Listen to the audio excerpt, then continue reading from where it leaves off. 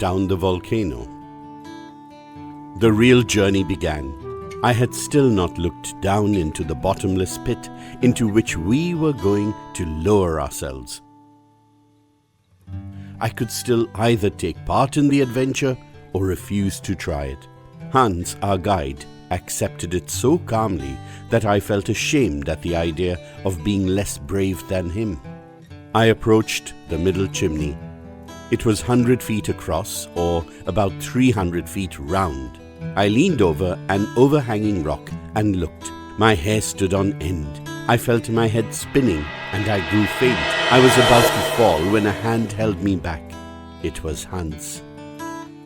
I had not dared much to look down into the well, but I could see what shape it was. Its walls were almost vertical and had many rocky projections. These were certainly going to make it easier for us to climb down. If we attached a rope at the mouth of the well, it would provide sufficient support.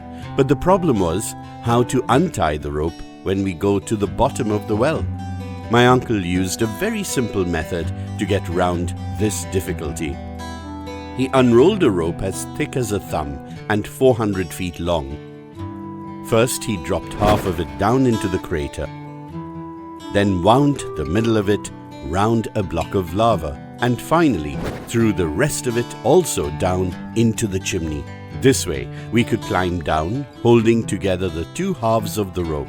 When we reached the bottom, we could easily bring the rope down by letting one end go and pulling the other. "Now," said my uncle, "having finished these preparations, let's think about the luggage.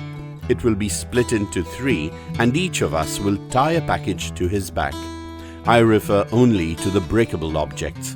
Hans will carry the tools and a third of the food. You, Axel, another third of the food and the firearms. I will take the rest of it and the delicate instruments." "But what about the clothing and this great pile of ropes and ladders? Who will take them?" I said. "There is no need," replied my uncle. "Why?" I asked. "You will see," replied my uncle without hesitating. On his command, Hans tied the unbreakable objects into a single packet, which was tied solidly together.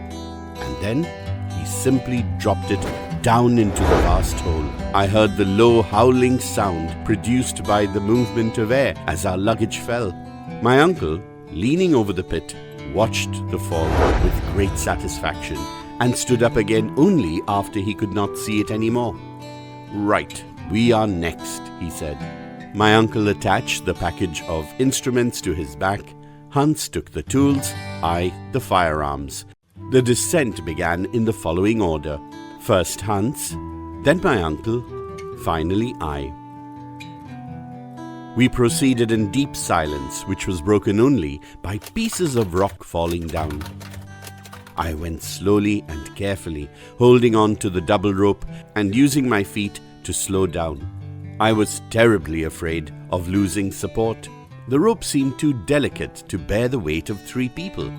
I used it as little as possible, balancing myself on the lava projections with my feet. When one of these rocks happened to come loose under Hans's feet, he would say in his calm voice, "Careful." After half an hour, we reached the top of a large rock solidly attached to the wall of the chimney. Hans pulled one of the ends of the rope and the other rose in the air. Leaning over our narrow platform, I noticed that the bottom of the hole could still not be seen. Then the descent began again, and half an hour later we had got 200 feet deeper. After 3 hours, I had still not got a glimpse of the bottom of the chimney. When I looked up, I could see the mouth, which was getting smaller. This was because as the walls rose up towards the mouth, they looked as if they were coming together. It was slowly getting darker. We were still going down.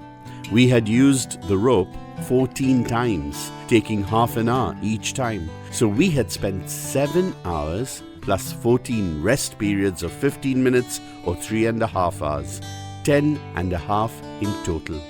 Since we had left at 1 o'clock, it would be about 11 o'clock now. At that moment, Hans's voice was heard. "Halt!" I stopped, just at the moment my feet were about to knock my uncle's head. "We are there," he said.